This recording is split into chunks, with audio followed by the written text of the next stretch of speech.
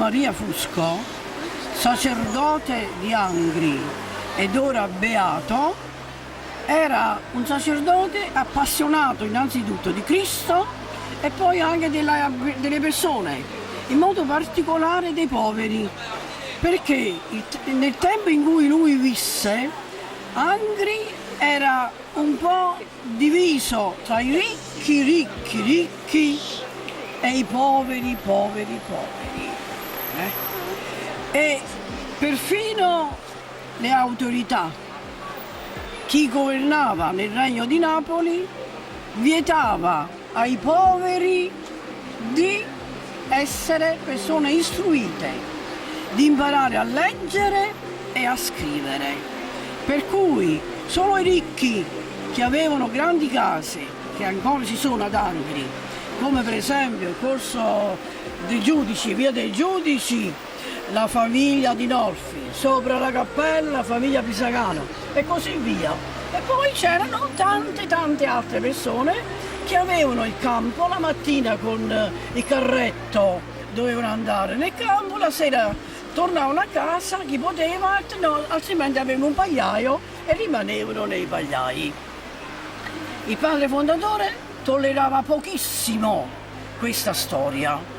Lui aveva come precettore e anche come padrino di battesimo un certo sacerdote, Don Pasquale Smaldone. E Don Pasquale Smaldone aveva insegnato fin da piccolo al nostro fondatore di leggere e di scrivere, come le famiglie ricche di Angri facevano questo.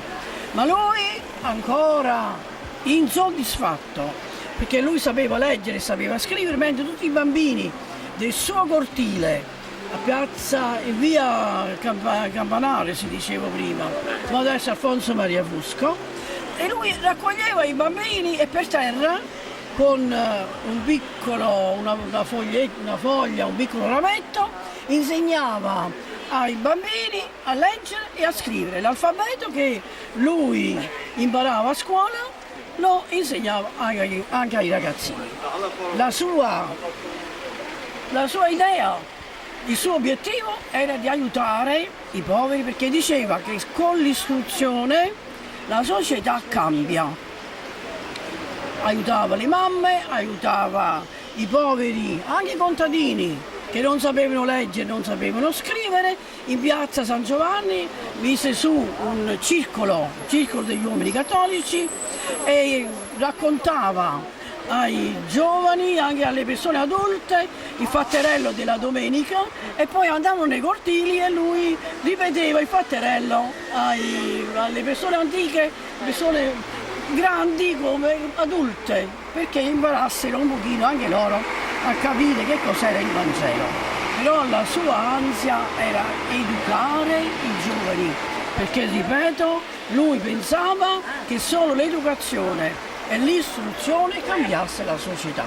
E così ha fatto, ha cominciato a raccogliere i ragazzini e dava le lezioni, dava le lezioni di catechismo e poi pensò, ma io devo fare qualche cosa anche per un mestiere.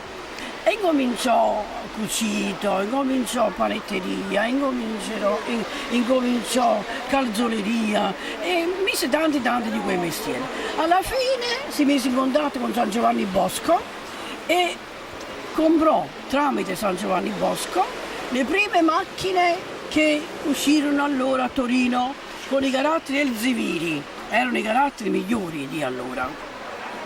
Ma lui non poteva andare a Torino a imparare a fare il tipografo e mandò un certo signore, Giovanni di Leo di Angri. Lui andò da San Giovanni Bosco, imparò la tipografia e la prima tipografia qui ad Angri fu quella che pose, che inventò, che portò qua Alfonso Fusco.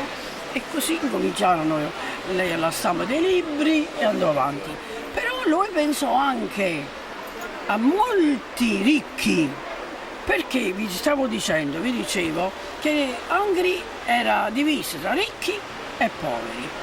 In piazza Doria, di fronte al castello, c'è ancora il casino sociale, chiamiamo noi, no? Di Angri, casino sociale. Lì andavano i ricchi e andavano a giocare.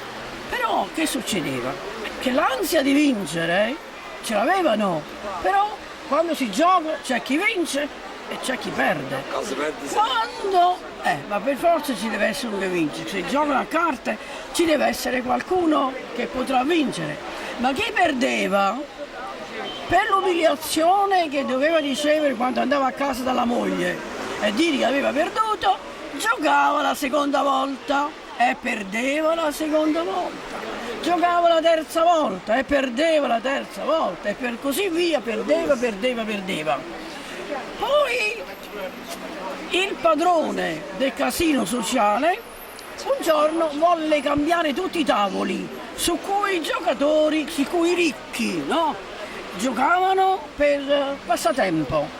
Allora il fondatore disse, era un sacerdote semplice, quando fondava l'istituto, io devo comprare un tavolo, perché quel tavolo su cui hanno giocato tanti ricchi e se ne sono andati a casa loro dispiaciuti, deve diventare un mezzo di santità, un mezzo di evangelizzazione per tanti altri. Comprò il tavolo e dal tavolo ricavò un crocifisso e lo pose qui, in questo posto, perché di qua passavano molti contadini per andare nelle campagne, qui Basciaterra si diceva in dialetto napoletano, là non c'erano tante costruzioni, andavano e dovevano passare di qua.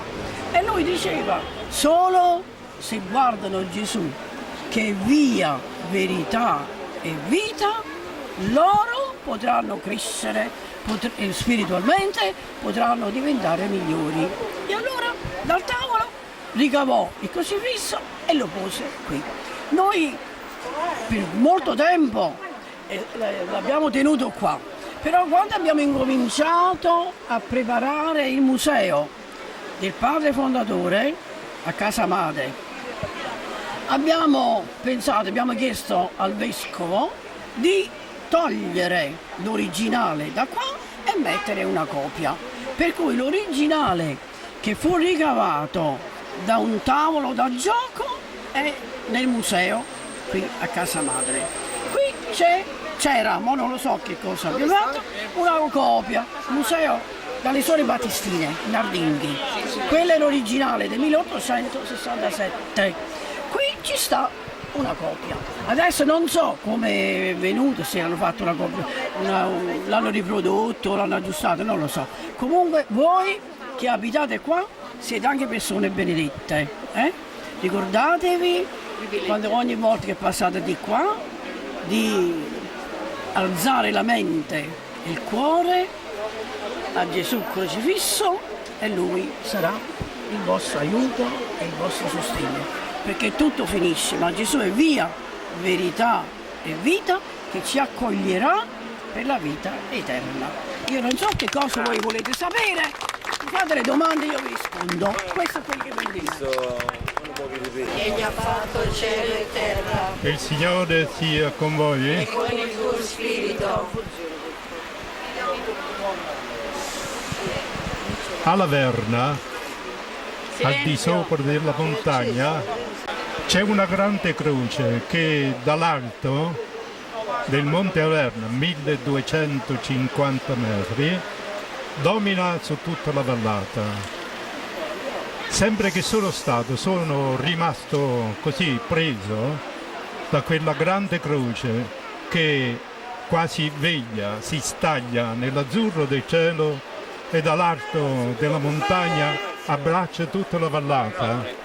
A me sembra che quelle braccia che si stendono verso la vallata sono delle braccia che vogliono dare un amplesso al mondo intero, un amplesso di pace, una benedizione, e che da quel costato, da dove sorge il sangue di Cristo, a me sembra che scorra veramente ancora una volta il sangue di Cristo per benedire come sangue di benedizione, di redenzione, di pace e di amore.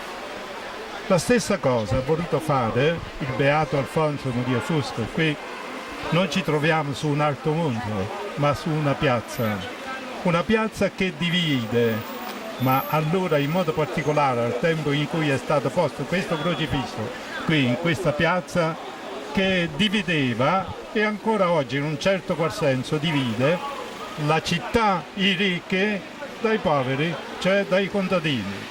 E quando i contadini uscivano al mattino presto dalla loro casa e qui dal loro paese per andare verso i campi e coltivare i campi, si fermavano per un momento qui per ricevere la benedizione del Signore. E da qui incominciavano la loro giornata nel nome del Signore e quando si ritiravano aspettavano qui per un momento per ringraziare il Signore della giornata lavorativa che avevano passato. Io credo che questo crocifisso, così come quella croce della Verna, ancora apre le sue braccia, senz'altro, per benedire tutti quanti noi. Incominciando da me, sempre che io passo di qua con la macchina, il segno della croce, il saluto al crocifisso e chiedo la benedizione di Gesù. E io credo che in modo particolare quelli che abitano qui in questa piazza, coloro i quali si possono affacciare dal balcone non appena al mattino il sole spunta e viene ad allietare la nostra giornata, oppure quando scendono e prendono la macchina, o tutti quanti coloro i quali escono da questa cittadina per andare poi verso, qui è diventata tutta una città, verso fuori diciamo, e allora tutti quanti sentono il bisogno di chiedere una benedizione. E il crocifisso è proprio qui per questa ragione. Noi lo vogliamo ricordare e vogliamo soprattutto ringraziare coloro i quali ogni anno organizzano una festicciola. Qui non è stato possibile quest'anno forse per la mancanza di collaborazione, forse per non importunare i fedeli con questa crisi che oggi corre. E allora questi festeggiamenti esteriori dicono e non dicono, però ricordiamoci quello che dice Sant'Agostino, il quale dice non ci sia di peso imitare coloro che noi celebriamo. Così se noi celebriamo San Giovanni non ci sia di peso festeggiare e celebrare la loro memoria, però imitiamo anche loro. Qui nel nostro caso noi questa sera benediciamo questo crocifisso che è stato restaurato, però non ci sia di peso soprattutto imitare le sue virtù, anzi le virtù del nostro Signore Gesù Cristo, cioè di imitare la sua vita e imitarla dentro di noi. Questo crocifisso è stato rispolverato, è stato ripulito, è stato restaurato. Io credo che forse dentro tante coscienze, soprattutto oggi, c'è tanta polvere e forse è stato opacizzato il volto del Cristo, forse Cristo addirittura è morto o addirittura coperto così come è in questo momento qui. E allora questa benedizione ci deve ricordare, scoprendo il volto di Cristo, che dobbiamo riscoprire il volto di Cristo dentro di noi, portarlo dentro di noi con la sua benedizione e con il nostro impegno. Riscoprire il Cristo, rispolverare, far vivere il Cristo dentro di noi. Ricordate il Vangelo di domani? Il Vangelo che ci ricorda precisamente io sono la vite, voi i tralci. Noi siamo i tralci innestati su Cristo. Quando nel nostro battesimo noi siamo stati innestati su Cristo e allora noi siamo diventati così con il tronco, noi tralci siamo diventati una sola cosa. E allora facciamolo Cristo, rispolveriamolo, ritroviamolo, rinnoviamolo, facciamolo vivere dentro di noi e così noi e Cristo, la vita e i tralci, possiamo portare tanta pace e tanta luce nel mondo. È quello che noi vogliamo questa sera ricordare quasi come un impegno. Più che festeggiare, noi questa sera vogliamo pigliare un impegno. Benediciamo adesso questo crocifisso, ringraziamo coloro i quali hanno dato la loro opera, forse un loro contributo, non lo so. Vogliamo ringraziare, un momento che benediciamo.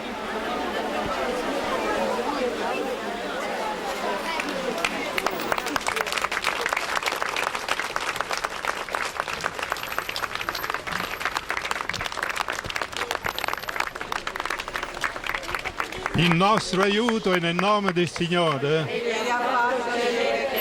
Il Signore sia con voi. Preghiamo. O Signore Dio Santo, Padre Onnipotente e Eterno, ascolta la nostra preghiera. La tua parola santifica tutte le cose e fondi la tua benedizione su questa immagine di Gesù crocifisso e conceda a tutti coloro i quali lo adoreranno di ottenere per mezzo dell'invocazione del tuo nome santissimo la salute del corpo e la protezione dell'anima. Che il sangue che sgorga dal costato, dalle mani, dai piedi del Cristo discenda su di noi, sulle nostre famiglie, sul nostro lavoro, sulla vita di ogni giorno come sangue di benedizione, di redenzione e di amore. Signore, te lo chiediamo per Cristo nostro Signore. Amen.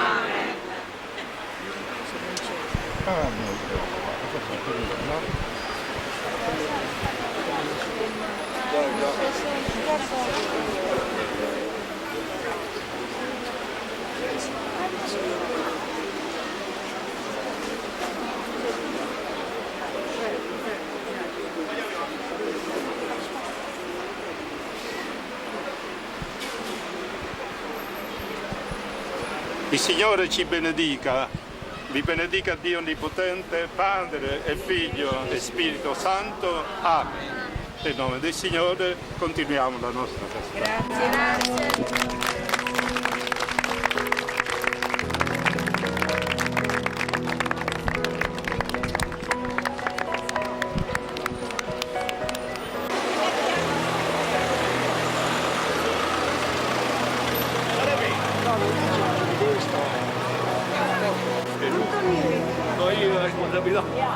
Vieni avanti. Grazie. Grazie. No,